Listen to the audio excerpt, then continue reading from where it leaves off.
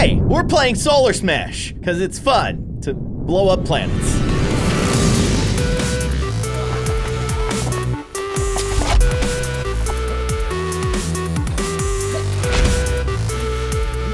Hello everybody, I'm Kindly Keyin, and welcome back to Solar Smash. As you guys probably already know, the game got updated like a week ago, but there's so much stuff they've added to the game, I can't stop playing. And I keep wanting to test new theories. Like, for instance, what happens when you shoot a freeze beam at a planet that's already made of frozen stuff? I mean, it's literally a snowman. Let's find out. Can we freeze his nose? Oh my gosh. I just freezed his nose into oblivion. Also, wait, did his buttons just turn red? No, they didn't turn red. They just disappeared. Hey, can we shoot the sun with the freeze ray in this mode? I think I need to try. Oh, I've made a terrible but beautiful mistake. Oh, Mr. Snowman. That's, okay.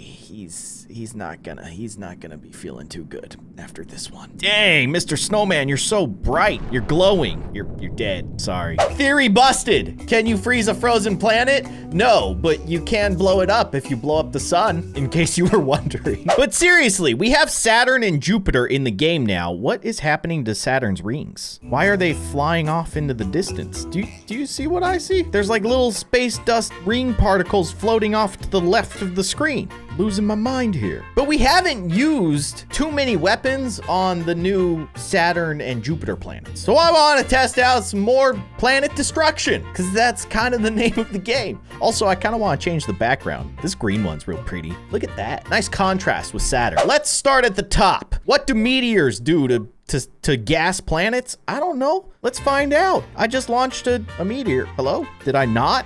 What? Are they just so small that you can't see them? What's happening? I'm very confused. Oh, there they are. Okay, you guys decided to show up now after I lost interest. No, I'm just kidding. You're still cool. That's actually really cool. I love the way that these gas planets react to getting hit with stuff. They just kind of, they're like giant blobs. I love it. What about lots of little asteroids? Probably not too much destruction, I would expect. I mean, it's a decent little dent there, but it'll just fill in, right? There it goes. Saturn, the self-healing planet. It's like the Wolverine of planets. We definitely launched moons at Saturn, but just in case you missed it in the last episode, it's not actually moons. It's Earth, which is very cool and actually makes a lot of sense, because if you launched moons at these planets that are this size, they'd look more like the little meteorites that we were launching at them. Okay, now this one's important. Black hole versus Saturn. Do you think it's gonna affect the rings? I don't know. Let's find out. Place a black hole. What's happening? Oh my gosh, that is so cool. It's just like vacuuming up the ring. Holy cow. Okay. Man, I love the way that stuff interacts in this game. But are the rings like self-healing as well? I think Saturn once again proving to be Wolverine. Now you just need to show us your claws. Actually, please don't. Yeah, the rings are totally back. That is so cool. Oh my gosh. What about space lightning? How you feel about that, Saturn? Huh? I'm gonna launch 2 lightning storms. Oh my gosh. Okay. Yep, point received. That was extremely destructive. That was 2 electrical storms, for the record. Let's move on to some ballistics. Now, remember, we can change the like magnitude of the missiles and also how many missiles we launch. I think when we take it to 5, they're basically nukes. So you can launch 100 nukes by pressing the screen once, which is awesome. And actually, I think I'm gonna reset Saturn just to get the full feel of how destructive 100 nukes being launched at Saturn actually is. Let's go. Enough talking about it. Let's just watch it happen in slow motion. Oh my gosh, that is beautiful. Saturn just minding their own business, hanging out, just floating around, doing planet stuff, and then suddenly 100 nuclear missiles just out of nowhere. Oh my gosh, that is so cool. Wow. Okay. Are you done? Nuclear missiles? Did you get your fun? That was awesome. Oh my goodness. All right, let's bring back the HUD and go back to normal speed.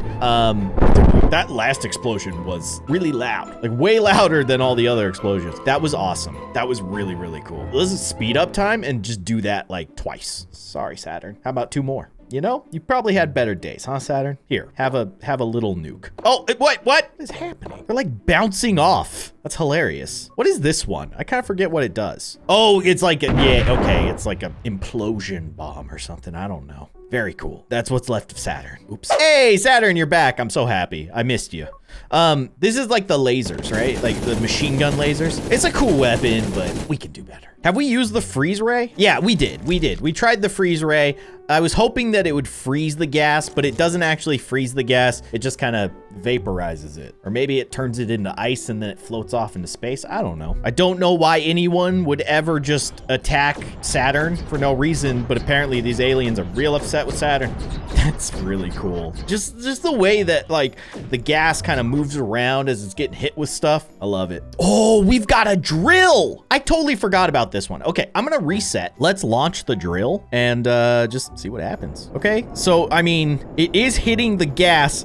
I think it's gonna pop out the other side. It's cool though, because like the hole that it's digging closes up as Saturn, you know, heals itself. There it is. Hey, popped out the other side. And then Saturn just carries on as if nothing even happened. That's amazing. Now this is the one that just kind of like orbits around the planet, right? And it just like shoots a laser that just, yeah, it's like a pizza slicer, but for planets. Or maybe a tomato slicer, or like a slap chop. What am I even talking about anymore? All right, this is Big Boy Planet Destroyer. We all know it, we all love it. What happens when you launch it at Saturn, a planet that is mostly made up of gas? We're about to find out. I'm gonna zoom out a bit here. Oh my gosh.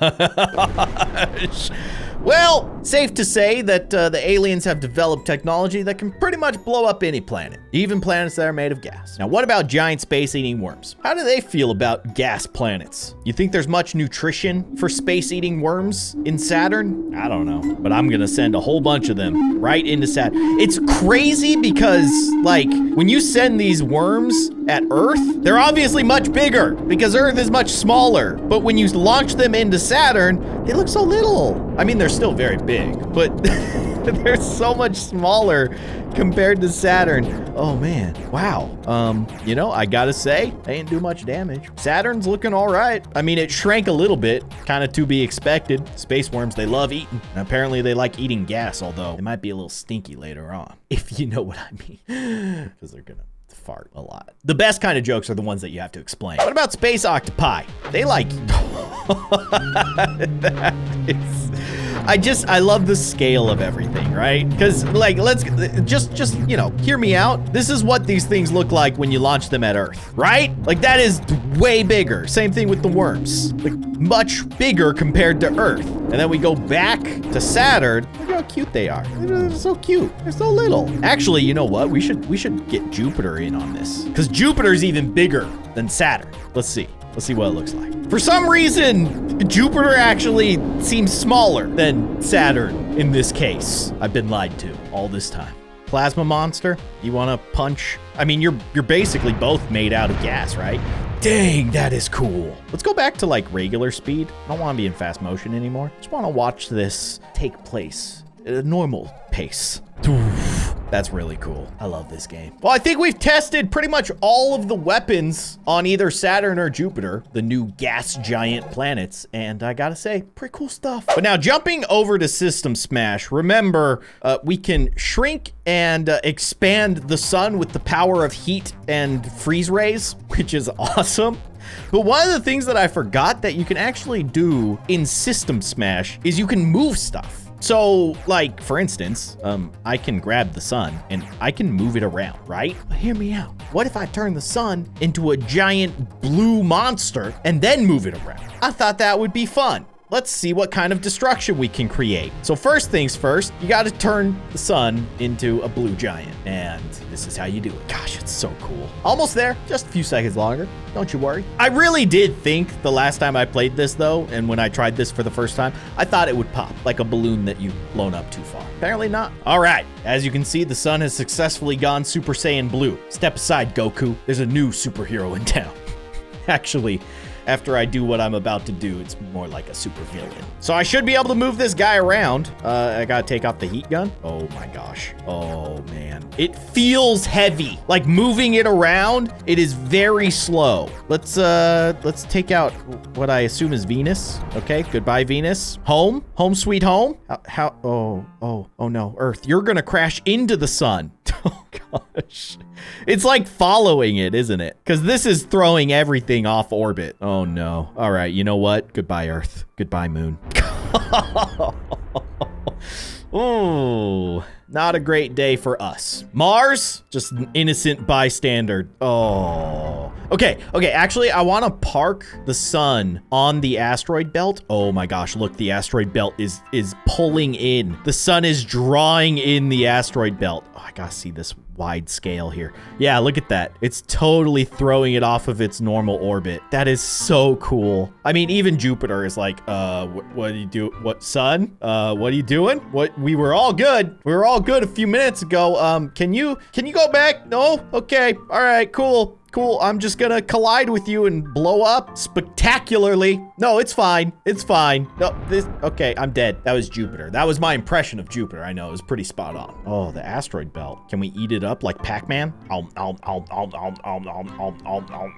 Also, my Pac-Man impression is pretty good. Yeah, that's real cool. I mean, it's just a giant blue fireball of death and destruction. Actually, if I launch it, oh, look at that. I mean, it's so cool because it leaves like that trail.